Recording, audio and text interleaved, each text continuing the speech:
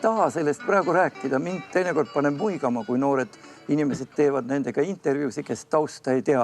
Et nendel oli tavaline see, et nad käisid nuiamas, kuna mina paralleelselt õppisin muusikat, ma tundsin neid kõike isiklikult, eks ole, olime kas kursusekaaslased, et Jüri, et kas ei saaks, et kas või ühe looga me tuleme teinekord kui vaja ka ilma rahata, sest kui sa ühe looga reklaamiklubis läksid, siis sisuliselt peale seda oli sul aasta otsa kõik kekid, mekid, kõik Eesti miljonärkolhoosid olid sul peo peal.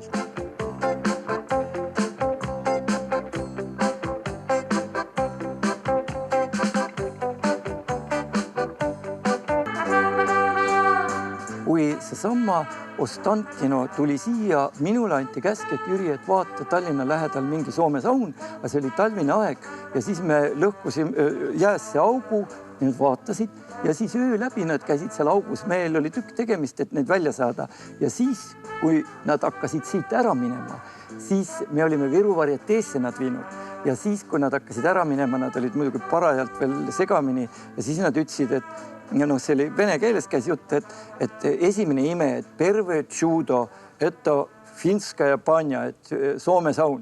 Vtaroje tšudo, et teine ime, et Viru varietee, et see oli Viru varietee neile.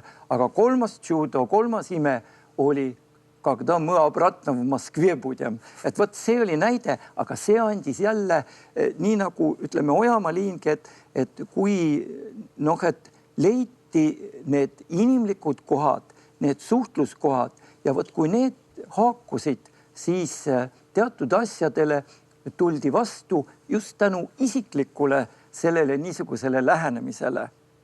Jah, et ei olnudki vaja nagu inimesi rahaga määrida. Jah, sest see oli nende jaoks lääs ja meie niikuinii ei oleks üle trumbanud neid, ütleme, lõunaregioone, kus rahad liikusid 10 ja 100 kordi suuremalt.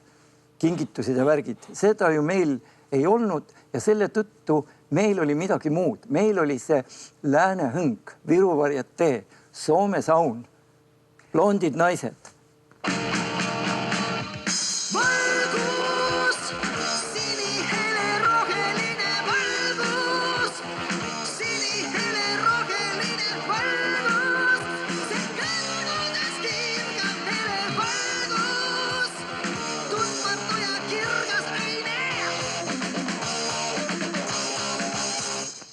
Oma raamatus kirjeldad sa oma esimest palgapäeva Eesti reklaamfilmis.